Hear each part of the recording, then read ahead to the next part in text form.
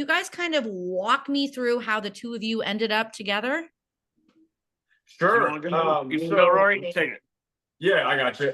So Ryan and I met about 7 years ago. He was opening for a group called Low Cash.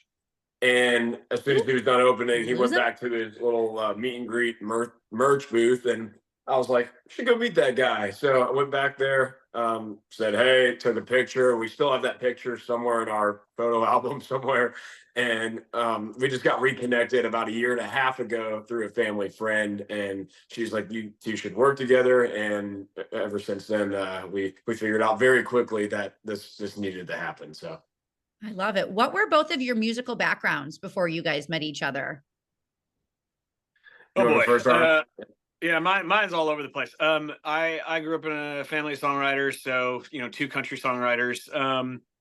Did what any kid does, started a rock band because all I had heard was country music my whole life and didn't realize that it was beyond the best genre of music and my favorite genre of music.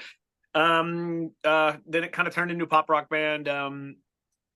Which did really well, and we got to tour all over the world, and it was a really, really amazing experience. But the older I got, the more I realized that the songwriting I grew up around was the type of songwriting that I was the best at, and that I wanted to continue on, sort of the family legacy thing. And yeah, I mean that's just kind of how we ended up. You always end up back where you grow up. So. Isn't it funny? Mom's always right. Even at 30 years old, I'm like, damn it, mom was right. I know. It's like, it's wonderful. It's annoying. And it's like, of course she's right. She's been right the whole time. I love it. I love it. So Poor Decisions is out. We're loving it. I know everybody else is loving it, but why was that kind of the perfect introduction to the two of you as a duo in country music? It's just a fun song, and that's one of our main missions is just have a blast through our music. And even though it's like a heartbreak drinking song, we have heartbreak songs, we have drinking songs, we have heartbreak drinking songs. So we figured out that this was the perfect intro to the world, especially going in the summer. We got this out 2 days before Memorial Day weekend, and like you said, you're jamming on the boat with it that weekend. So no, we just thought it was just the right timing to throw this one out there. I love it. So naming the EP is like naming your child, but you guys named it after yourselves, which is so fun. So was that by default because you couldn't agree on anything, or was that a purposeful decision? It was definitely purposeful. I think we've put out a lot of music in the past, the two of us. And I think for us, not only was that the best song to sort of let the kind of people know where it's going and kind of what we're about. But it just felt for us, it was I don't think that there's one song on the EP that can kind of quantify what the EP is. And I think the best way to do that, especially we're brand new we're not brand new to country music, but we're brand new to everybody else. And we thought that a self-titled is the best, best way to go. Well, what's that about? I see the name. What's it about? Yeah, I love it. So let's talk about writing for the project. What challenged you about it? Especially an EP, you only have so many songs to either write or to choose from. And I'm sure whittling down, a ton of songs to go on a whole album is hard. And then you're whittling it down even more to be on an EP. But talk to me about writing for this project and, what challenged you? Man, I think the firstborn question actually is kind of more applicable to the picking the songs thing, because, picking the title is Rory and I don't disagree on much, and that one was easy, but picking songs is hard. Especially when you're writing them at the rate we are. I don't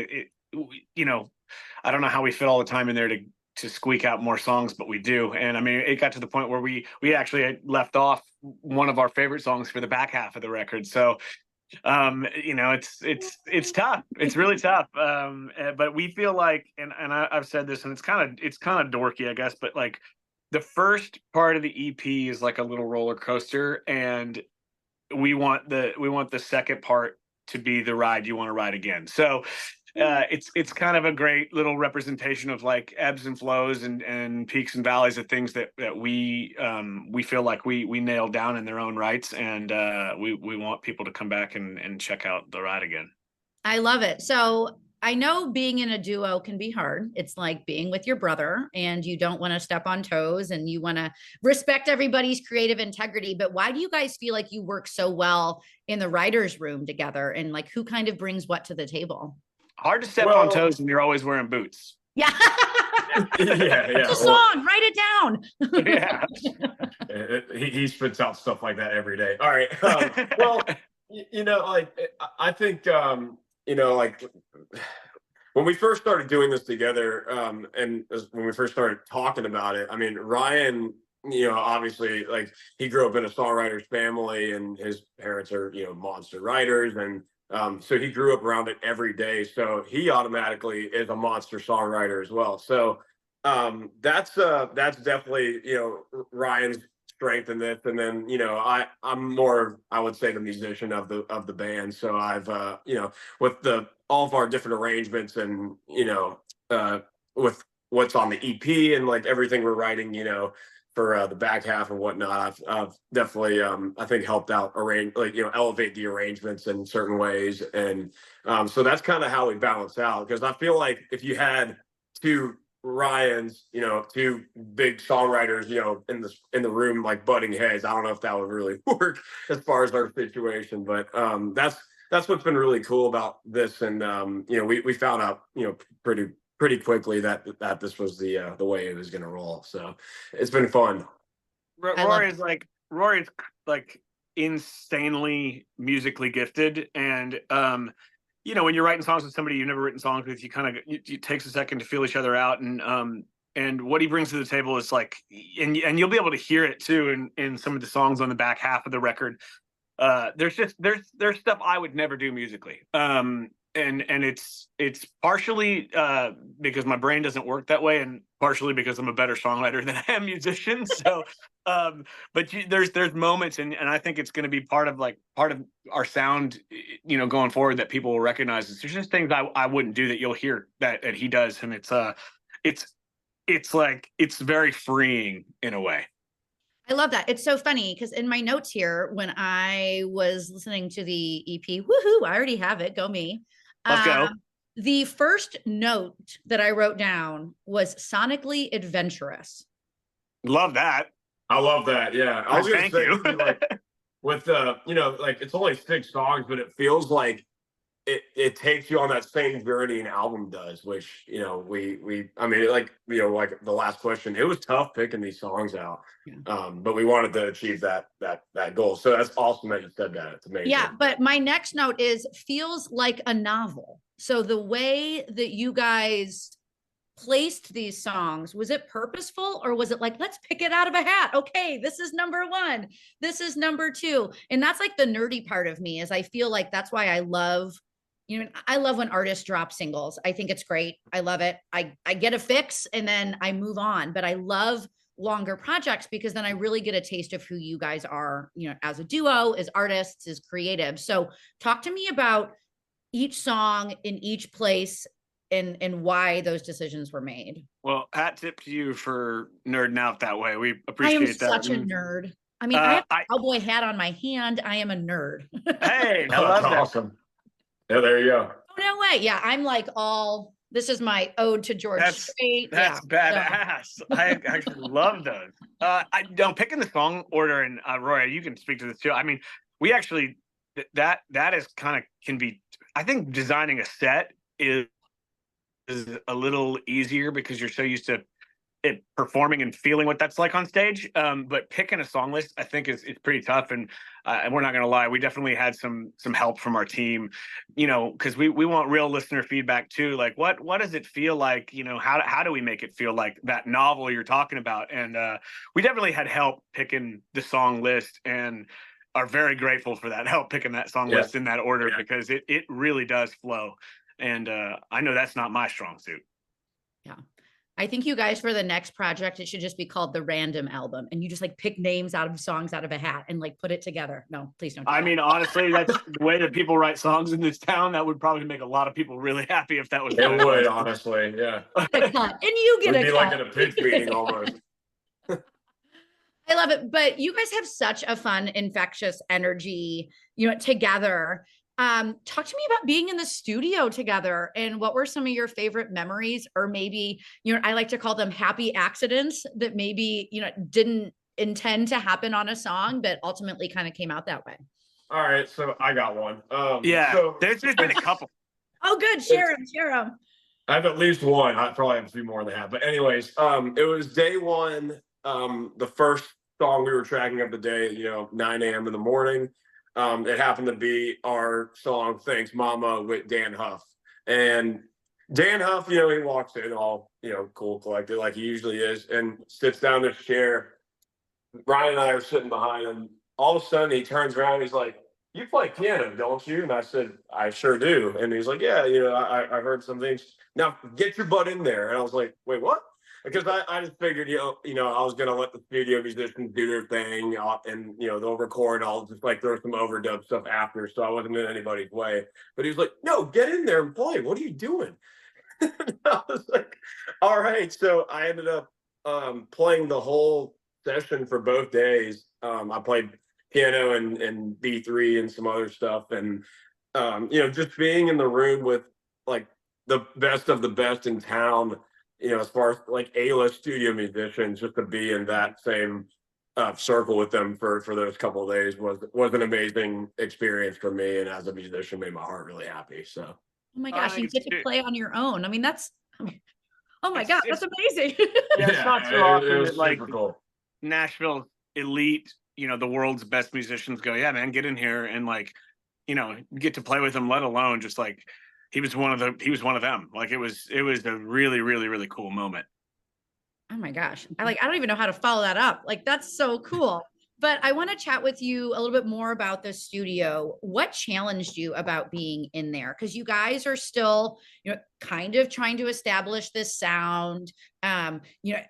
The elephant in the room is country music is super saturated these days because everybody does love it. So what was the struggle in making sure, that I said that, it's sonically adventurous definitely came out through this, and you guys kind of stayed true to who you were and maybe not falling into the trap of what we should sound like?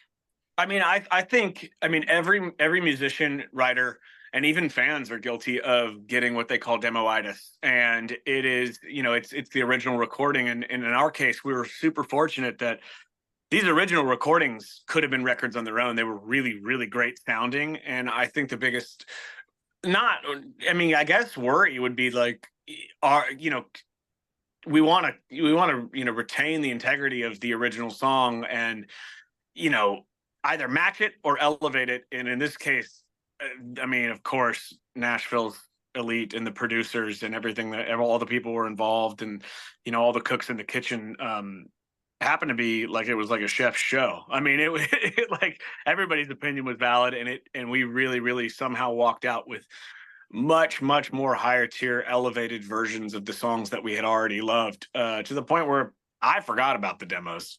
And same here. And I was going to say, our other two producers, Kevin Bard and Nick Zanani, were a huge help in helping us figure out that what we were trying to accomplish, sonically. But I think the biggest thing too was figuring out where we were going to fit, both Ryan and I, like vocally, like the blend. So, there's a lot of different bands in the space that, have, different sounds and opinions, but it works for them. And then we figured out what worked for us. And it was what you've, heard on the EP and what everyone else is going to hear. So I'm excited for people to hear them and be like, oh, hopefully they like it. So no, everybody's going to hate it. No, I'm kidding. Yeah. Well, let me pack my bags and head back. You better head back home there, Rory. So sorry to break it to you. But I selfishly want to ask about my favorite song on the project. It gave me early Keith Urban vibes, which was my entire childhood. Visiting my grandfather's farm. So this town is my favorite off of Oh, the man. entire project. Like I said, early Keith Urban vibes, but I love that I can hear both of you on this song. So when you guys were kind of making these cuts, I like to call it like Music City Chopped, like you're chopped, or like Survivor, like you've been voted off the island. Yeah. Why did this song have to be on this, first kind of batch of songs? Well, part of picking these songs too is like, and Rory, I feel like this is something we have as a duo that's pretty unique. It's like, I feel like you can really hear our voices even when they're together, which is not something you always hear in groups or duos or anything. I mean, it's sometimes hard to pick out the other person or whoever else is singing. And, some of these songs, the design of them was with the two voices in mind. And I think that's a super strength for us.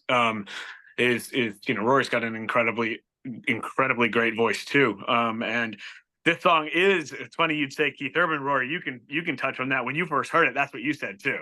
That's exactly what I said. The first line of this song, I think Ryan, you wrote this, a little bit before we got together and everything, but it's almost like you wrote it for us, but didn't know at the time, because the first line goes, "You ever think about Malibu?" And they say that Carolina sky's a different view from a mountain view, right? So, Ryan spent some time in Cali. I obviously grew up in the Carolinas. So when I first heard that line, I was like, I know. It's the first thing that's, Keith Urban all the way, and like one of my favorite songs ever is "Somebody Like You." It's just thoughtedly, it was like, this reminds me so much of it. So it was a no-brainer. We had to cut it. I love it. I love that. Yay. I love when my favorite song turns into a fun story. Woo-hoo! Also, we're so happy that's your favorite song. I mean, we really feel like we have such like a strong feeling about that song. And that actually really means a lot that that's your favorite. Can I put it in the suggestion box that when you guys do live shows, that's what we open with? Can I put that in the suggestion box? Absolutely. And right now, you're the only suggestion in the suggestion box. So I think you have an extremely good chance here. Yeah, I love it. I don't usually have many suggestions, so I'm happy about this. But I want to touch on the fact that, I grew up listening to some of the best harmonies and vocals, that country music has ever had. I mean, obviously you can bring up people like, Ronnie and Kix. I want to bring up more like Restless Heart and Alabama. Oh, wow, yeah. And oh my God, Diamond Rio, like those. I'm like, can we bring that back? And you guys give me these like tinglies from when I was young, and like being the weird nerd, like not listening to Miley Cyrus. I was listening to Restless Heart's greatest hits. But like, why do you think it's so important that we hear both of your voices? Because at the end of the day, you guys are a duo. That's such a compliment. You have no idea. I mean, thank you. That's truly what we're setting out to kind of do, is like, sort of like, I don't know, reinfuse those early songs where you can hear the voices. And Diamond Rio is a great example. It's like the like, you hear the voice, but you hear this other thing, and in Alabama it's the same thing. It's like there's this, I don't know, it feels like one voice, but it feels like a choir at the same time, but it feels like, it's like, I don't know what it is. And Randy Owen in the choir. Yes, right. Yeah, it's just like a perfect blend. And I think Rory and I feel lucky to have one another's tones and styles, and we're like, we'd be so stupid not to highlight one another in that way, because it's not just one person who's the focus of the voice, and it's we love that stuff. That's the stuff we grew up on. I mean, me too. I was the weird 7th grader listening to Restless Heart's greatest hits, and I still have the CD. So yeah, no, Alabama and Diamond Rio and that early stuff. I mean, that was my Britney Spears. Thank you. Okay, I'm not a dork. Thank you. Yeah, no, not at all. Not at all. I know. This is also my request. Restless Heart has and I forget what song it is. They have a killer saxophone solo. So maybe you guys could bring one of the, Tell Me What You Dream has a killer saxophone solo. So maybe you guys could bring that back just for me. One of my favorite songs of theirs is "I'll Still Be Loving You." So yeah. Oh my gosh, I have spent a lot of money tipping the guys at Losers and paying them in tequila shots to play Restless Heart. So yeah, I it's an appreciate amazing you song. bringing that sound back. Well, thank you for doing that. Yeah. Because I love Cruz as much as the next guy, but it's good to mix it up. I know. I'm like, can you please play Bluest Eyes in Texas? Like, no more wagon wheel. Like, I've had enough. Like, please, I need some Bluest Eyes. I need some Isaac Jane. Speaking of Vince Gill, like, can we switch it up a little bit here? But I want to chat about the last song, Thanks Mama. I think it's so sweet. I played it for my mom, and my mom was like, oh my God, this is so cute. So you have a fan and a 60-year-old Chicago lady. That's amazing. You guys, my mom's the best. But what did your moms think of this? Like, what was the response? When you're writing songs with your family and you're doing it in like their home studio, it's really hard to keep a secret. And like nobody who's outside the music industry is probably going to think that this is funny at all. But like the way that I accidentally let the cat out of the bag is she texted me one night and she was like, hey, can I have an updated list of all the demos? And I was like, oh yeah. And I just went and I was like, send. And then I was like, I called her and I was like, do not look at your phone. Don't look at anything I just said. Unsend. I was like, and anyways, so we kind of let the cat out of the bag, went over to the studio and then played her the song. And I mean, she must have listened to it. I mean, she cried like a baby the first couple of times, but she must have listened to the song, 20 times. I mean, it's just, it's got to be overwhelming to be a mom, but just in any regard, and then to have, I don't know what that feels like. It's really unique. Well, I love it. I know. I think it's going to be the next mother-son dance song. So be ready. Love that. We sure hope so right? Too. Yeah. I love it. So to wrap things up here, what do you hope fans get out of this? I know you gave us a little tease with Poor Decisions, but now, the EP is out. What was your goal as far as like fan base? Oh man. Fan base, I think is a interesting one to answer, because it's like you put it out and then you find out what your fans are like. But our goal, our goal is just to like shake things up a little bit in country. I mean, we're such big fans, and we just sort of we wanted to figure out a way, like we were saying earlier, to infuse a little bit of what we grew up on. And also, like, I was spoiled watching my parents write some of the best songs of the 2000s. And I like Rory and I, one of the first things we were talking about when we got together is I was like, who's your like gotta go see him concert? And his was Kenny and mine was Tim McGraw. And we were like, all right, well, can we do some of that? You had a Step Brothers moment. Did we just become best friends? No, like we were about to go do karate in the garage 100%. But for us, I think our goal was just to shake things up a bit. And I can't remember who said it, but I think it was Kenny Rogers. They asked him, they're like, why'd you do the sound? What's with the sound? Why are you doing what you're doing? And he just said, somebody had to do it. Yeah. Which I love that quote. And that's no shade on any of the country out, because it's all incredible right now. This is the best. This is like we're living through like the golden era of country, where it's such a renaissance right now. It's a renaissance. Yeah. And it's so cool. It's just such a cool thing. The table's huge and everyone's got a seat at the table. And we want to bring our sound. You're listening to